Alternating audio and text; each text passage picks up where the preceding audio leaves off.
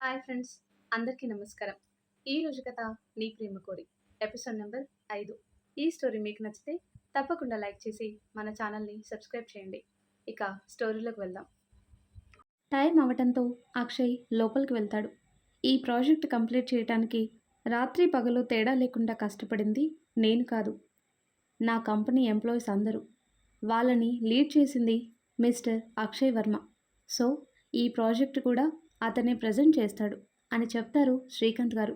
అప్పుడే లోపలికి వస్తాడు అక్షయ్. అందరికీ విష్ చేసి ప్రాజెక్ట్ ప్రజెంటేషన్ స్టార్ట్ చేస్తాడు. వాళ్ళు అనుకున్నట్టే క్లియర్ కట్ ప్రజెంటేషన్ ఇస్తాడు అక్షయ్. క్లయింట్స్ అడిగిన ప్రశ్నలకు కూడా ఎక్కడా తడబడకుండా సమాధానాలు చెప్తాడు. అందరూ ఇంప్రెస్ అయిపోతారు. అలా ప్రాజెక్ట్ సక్సెస్ అవుతుంది. అన్ని ఫార్మాలిటీస్ ఫినిష్ చేసి బయటికి వస్తాడు అక్షయ్. అటు ఇటు తిరుగుతూ ఉంది ప్రేమ. టెన్షన్ తట్టుకోలేక గోడకి తలానించి కళ్ళు మూసుకొని నించున్నాడు ఆకాష్. స్టాఫ్ అందరూ ఎవరి సీట్స్లో వాళ్ళు కూర్చొని గుర్తుకొచ్చిన దేవుళ్ళందరినీ మొక్కేస్తున్నారు. అక్షయ్ బయటికి రావటం చూసిన ప్రేమ పరిగెత్తుకుంటూ వచ్చి ఏమైంది అంటుంది. ఆకాష్ కళ్ళు తెరిచి అక్షయ్ని చూస్తూ ఉంటాడు టెన్షన్గా. అక్షయ్ డల్గా ఫేస్ పెట్టి ప్రేమ వైపు చూస్తాడు. ఆ ఎక్స్ప్రెషన్ చూడగానే ప్రేమ కళ్ళు నీళ్లతో నిండిపోతాయి. ఆకాష్తో సహా అందరూ బాధగా కూర్చుండిపోతారు. అందరినీ అలా చూసిన అక్షయ్కి నవ్వాగక గట్టిగా నవ్వుతాడు. అందరూ అయోమయంగా ఒకరినొకరు చూసుకుంటారు. అక్షయ్ ప్రేమ భుజాలపై చేతులు వేసి ఊపుతూ "వి డిడ్ ఇట్" అంటాడు. అందరూ ఒక్కసారిగా సంతోషంతో అరుస్తూ వాళ్ళ హ్యాపీనెస్ వ్యక్తపరుస్తారు. ప్రేమ కోపంతో అక్షయ్ని కొడుతూ ఉంటుంది. అక్షయ్ ఏం చెప్పినా వినే స్టేజ్లో లేదు. ఒక్కసారిగా అక్షయ్ ప్రేమని హక్ చేసుకుంటాడు. ప్రేమ కొంచెం కూల్ అయ్యాక వదిలి అందరికీ అనౌన్స్ చేస్తాడు. అప్పటి వరకు డల్గా ఉన్న ఆకాష్ని పక్కనే సైలెంట్గా నించుని ఉన్న ప్రేమని చూసి ఏమైంది అంటాడు. వాళ్ళు ఏం లేదు అన్నట్టుగా అక్కడి నుండి వెళ్ళిపోతారు. వాళ్ళ వైపు చూసి నవ్వుకుంటాడు అక్షయ్. అక్షయ్ ఇచ్చిన షాక్ ట్రీట్మెంట్ తట్టుకోలేక ఆకాష్ ప్రేమ ఇంటికి వెళ్ళిపోతూ ఉంటే ఆకాష్ కాసేపు ఆగండిరా అంటారు శ్రీకాంత్ గారు. అక్షయ్ని అందరూ పొగుడుతూ ఉంటారు. వచ్చిన క్లయింట్స్ కూడా అక్షయ్ గురించి మాట్లాడుతూ వాళ్ళ కంపెనీలో ఆఫర్ ఇస్తారు. Thank you sir, but I'm sorry అని చెప్తాడు అక్షయ్. శ్రీకాంత్ గారు మీరైనా చెప్పండి, అతనికి మా కంపెనీలో మంచి ఫ్యూచర్ ఉంటుంది అంటారు వాళ్ళు. శ్రీకాంత్ గారు నవ్వుతారు. ఎందుకు నవ్వుతున్నారు శ్రీకాంత్ అంటాడు ఇంకొక అతను. మరి ఈ కంపెనీకి కాబోయే చైర్మన్ని మీరు తీసుకెళ్తాము అంటే నవ్వురాదా సార్ అంటారు శ్రీధర్. వాళ్ళు ఆశ్చర్యపోయి అంటే అతను అంటారు. అవును సార్, అతను అక్షయ్ రామ్ కులకర్ణి, సన్ ఆఫ్ శ్రీకాంత్ కులకర్ణి. కులకర్ణి గ్రూప్స్కి కాబోయే చైర్మన్ అంటారు శ్రీధర్. వాళ్ళు నవ్వుతూ వీఆర్ వెరీ సారీ శ్రీకాంత్ గారు అంటారు. ఇట్స్ ఓకే సార్ అంటారు శ్రీకాంత్ గారు. మీలాగే మీ అబ్బాయి కూడా జీనియస్ అని చెప్పి వెళ్ళిపోతారు. ప్రాజెక్టు సక్సెస్ అయినందుకు టీం అందరికీ బోనస్ ఇస్తారు. అందరూ డిన్నర్ చేసి ఇంటికి వెళ్ళిపోతారు. అయ్యో మర్చిపోయాను ఫ్రెండ్స్, ఇంకా ప్రేమ ఆకాష్ కోపంగానే ఉన్నారు కదా. అందరూ పడుకున్నాక అక్షయ్ మెల్లిగా ప్రేమ రూమ్ బాల్కనీలోకి దూకి లోపలికి వెళ్ళి డోర్స్ అన్ని క్లోజ్ చేసి ప్రేమ పక్కన పడుకుంటాడు. ప్రేమ అక్షయ్ని చూసి ఇంకో పక్కకి తిరిగి పడుకుంటుంది. అక్షయ్ ప్రేమ పైన చేయి వేసి దగ్గరికి జరిగి సారీ బంగారం అంటాడు ప్రేమ చెవి దగ్గర. ప్రేమ ఏం మాట్లాడకుండా సైలెంట్గా ఉంటుంది. అబ్బా, పొద్దున్నుండి ఈ సైలెన్స్తో చంపేస్తున్నావు, మాట్లాడవే ప్లీజ్ అంటూ బ్రతిమలాడతాడు. ప్రేమ నవ్వాపుకుంటూ బెడ్ పై నుండి లేచి పక్కనే ఉన్న చైర్లో కూర్చుంటుంది. అక్షయ్ నవ్వుతూ వెళ్ళి ప్రేమ ముందు కింద కూర్చొని సారీ, ఇంకెప్పుడు అలా ఏడిపించనులే అంటాడు. అక్కడి నుండి కూడా లేచి వెళ్ళబోతుంటే ప్రేమ చెయ్యి పట్టుకొని ఇంకా చాలేవే, నాకు అందరూ కంగ్రాట్స్ చెప్పారు, మరీ ఇంత కష్టపడ్డావు, నువ్వు చెప్పవా అంటాడు. ప్రేమ కోపంగా రెండు చేతులతో అక్షయ్ కాలర్ పట్టుకొని కిందికి వంచి మొన్న వాడెవడో నా గొంతుపై కత్తి పెట్టి చంపేస్తా అని బెదిరించినా నాకేమీ భయం వేయలేదు, కానీ ఈరోజు నువ్వు చేసిన పనికి ఎంత భయం వేసిందో తెలుసా అంటుంది కంట్లో నీళ్లతో. అక్షయ్ ప్రేమ చుట్టూ చేతులు వేసి దగ్గరికి లాక్కొని సారీ అంటున్నా కదా అంటాడు. ప్రేమ కోపం పోయి నవ్వుతూ అక్షయ్ని హక్ చేసుకుని కంగ్రాట్స్ బావా అంటుంది. అబ్బా, ఇంత లేటుగా నా చెప్పేది అంటాడు అక్షయ్. పొద్దున ఇది కొంచెం స్పెషల్గా చెప్పటానికి, నీకిష్టమని కష్టపడి మరి చీర కట్టుకొని వచ్చాను అంటుంది. ఆహా! నాకు తెలిసే. అందుకే కదా! ఆ ఫీల్ మిస్ అవ్వద్దని హగ్ చేసుకున్నా అంటాడు కన్ను కొడుతూ. అది సరే. ఇంకా స్పెషల్ ఏం లేవా? అంటాడు. ఇంకా ఏం కావాలి? అంటుంది కొంచెం వెనక్కి జరిగి. చెప్తే చాలా? చూపించనా? అంటూ దగ్గరికొస్తాడు. బావా!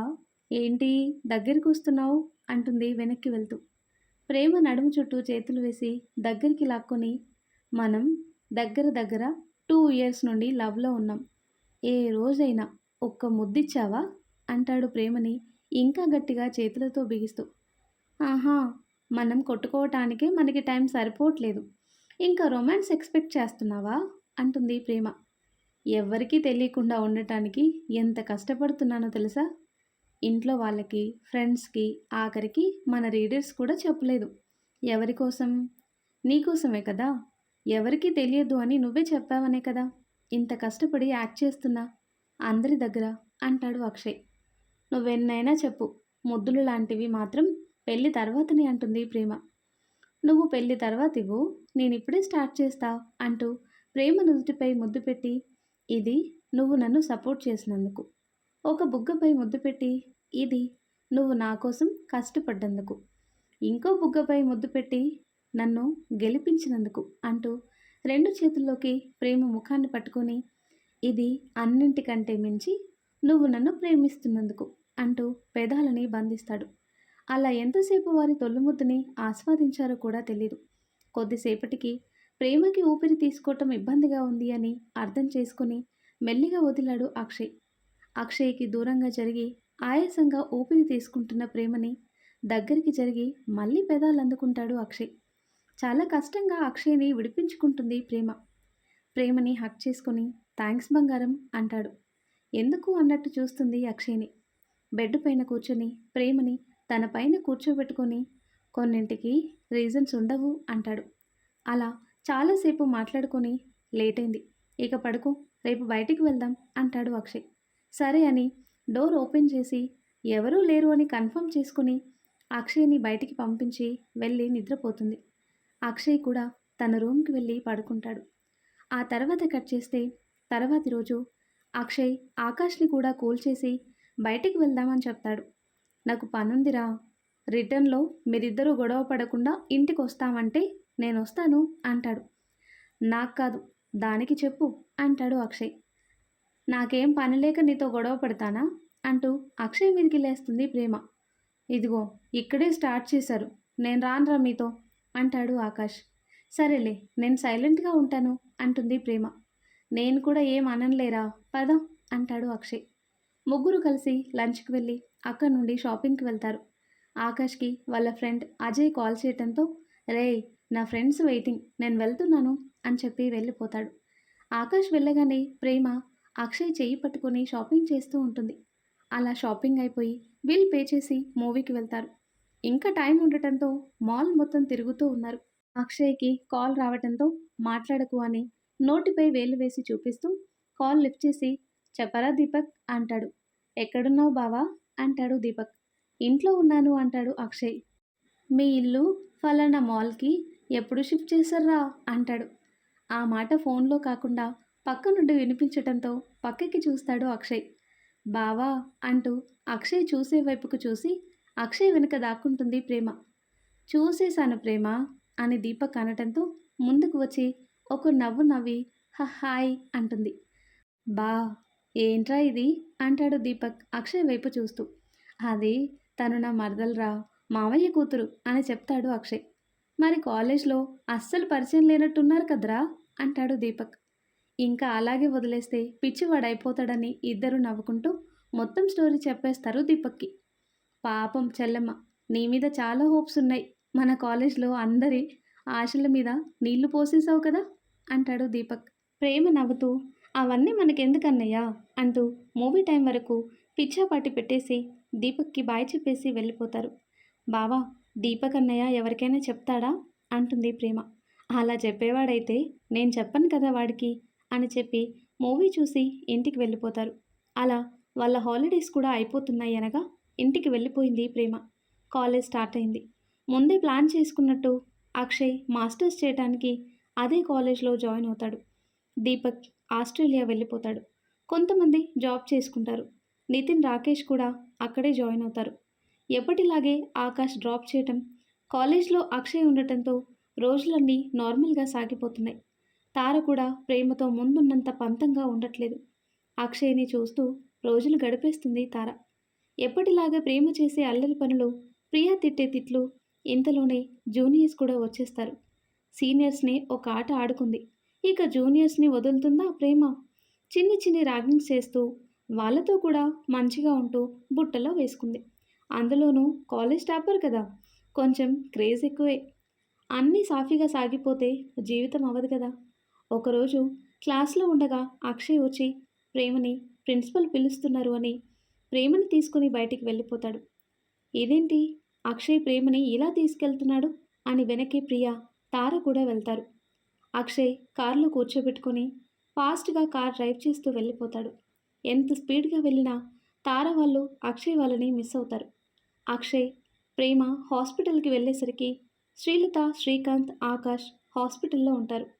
ప్రేమ పరిగెత్తుకుంటూ వెళ్ళి, ఏమైందత్తా, మీరు బాగానే ఉన్నారా అంటుంది. శ్రీలత ఏడుస్తూ, మాకేం కాలేదే అంటుంది ప్రేమని హత్తుకొని.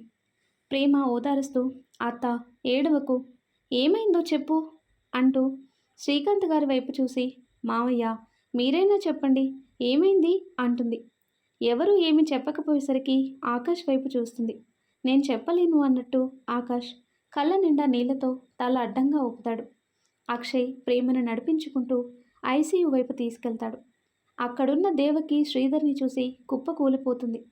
ప్రేమ ప్రేమ అంటూ అక్షయ్ పిలుస్తున్నా ప్రపంచం స్తంభించిపోయినట్టుంది తనకి. ఏడవటానికి కూడా తన మనసు సహకరించట్లేదు. ప్రాణం లేని బొమ్మలాగా అయిపోయింది. అమ్మా నాన్న జ్ఞాపకాలన్నీ కళ్ళ ముందు మెదులుతున్నాయి. అక్షయ్ తనని గుండెకి హత్తుకోగానే కళ్ళలో నుండి నీరు జారుతున్నాయి. కానీ మాట మాత్రం రావట్లేదు. శ్రీలత వచ్చి ఏడుస్తూ హత్తుకుని ప్రేమ ప్రేమ అంటూ లేపుతుంది. స్పృహ కోల్పోయింది ప్రేమ.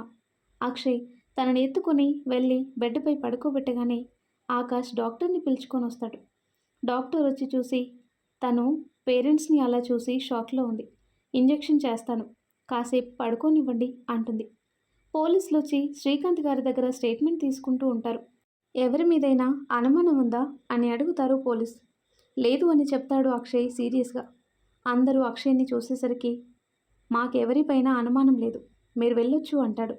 ఎవరూ ఏం మాట్లాడకపోవడంతో పోలీసులు అక్కడి నుండి వెళ్ళిపోతారు. ఒక్క పూటలో జీవితం తలకిందులైంది. శ్రీధర్ గారు దేవకి చావుతో పోరాడుతూ ఐసీలో ఉన్నారు. ప్రేమ స్పృహలో లేదు. ఇంజెక్షన్ ప్రభావంతో ప్రేమ మత్తుగా నిద్రపోతుంది. ప్రేమ బెడ్ పక్కన చైర్ వేసుకుని తన చెయ్యి పట్టుకొని తనని చూస్తూ కూర్చున్నాడు అక్షయ్. 48 గంటలు గడిస్తే కానీ ఏ విషయం చెప్పలేమని డాక్టర్లు చెప్పడంతో అక్కడే కూర్చున్నారు శ్రీకాంత్, శ్రీలత. అక్షయ్ భుజంపై చేయి వేసి ప్రేమని చూస్తూ, ఇప్పుడు ఇది లేచినా మళ్ళీ ఎలా రియాక్ట్ అవుతుందో అన్నాడు ఆకాష్. ఇంతలో ప్రేమ మెల్లిగా మూలుగుతూ కళ్ళు తెరవటానికి ప్రయత్నిస్తూ ఉండటంతో అక్షయ్ ప్రేమ పక్కన కూర్చుని ప్రేమ అని పిలుస్తాడు. మెల్లిగా కళ్ళు తెరిచి చుట్టూ చూసి అక్షయ్ సహాయంతో లేచి కూర్చుని అసలేమైందో గుర్తుకు రాగానే అమ్మ, నాన్న అంటూ ఏడుస్తుంది. అక్షయ్కి, ఆకాష్కి ఎలా ఓదార్చాలో కూడా తెలియక ఒకరి మొహాలు ఒకరు చూసుకుంటున్నారు. ఆకాష్, అమ్మ వాళ్ళకి ప్రేమ స్పృహలోకి వచ్చిందని చెప్పి తినటానికి ఏమైనా తీసుకునిరా అని చెప్పి బయటికి పంపించాడు అక్షయ్. ఆకాష్ వెళ్ళగానే ప్రేమని గుండెకి హత్తుకొని వెన్ను తడుతూ, ఏడవకురా, మామయ్య వాళ్ళకి ఏమీ కాదు అని చెప్తూ ఓదారుస్తూ ఉన్నాడు అక్షయ్. ఏమైంది బావా అని మాటలు కూడా తీసుకొని అడుగుతుంది ప్రేమ. గుడికి వెళ్ళొస్తుంటే చిన్న యాక్సిడెంట్ అయింది అని అబద్ధం చెప్తాడు అక్షయ్. ఇంతలో శ్రీలత గారు లోపలికి రావటం గమనించి ప్రేమకి కొంచెం దూరం జరిగి నించుంటాడు అక్షయ్. మరి ఆ తర్వాత ఏం జరుగుతుందో, ఇంతకీ అక్షయ్ ఎందుకు అబద్ధం చెప్పాడో నెక్స్ట్ వీడియోలో తెలుసుకుందాం. ఎంతో ఇంట్రెస్టింగ్గా ఉండే ఈ స్టోరీ నెక్స్ట్ పార్ట్స్ కోసం ఈ వీడియో లైక్ చేసి మన ఛానల్ని తప్పకుండా సబ్స్క్రైబ్ చేసుకోండి. Thanks for watching.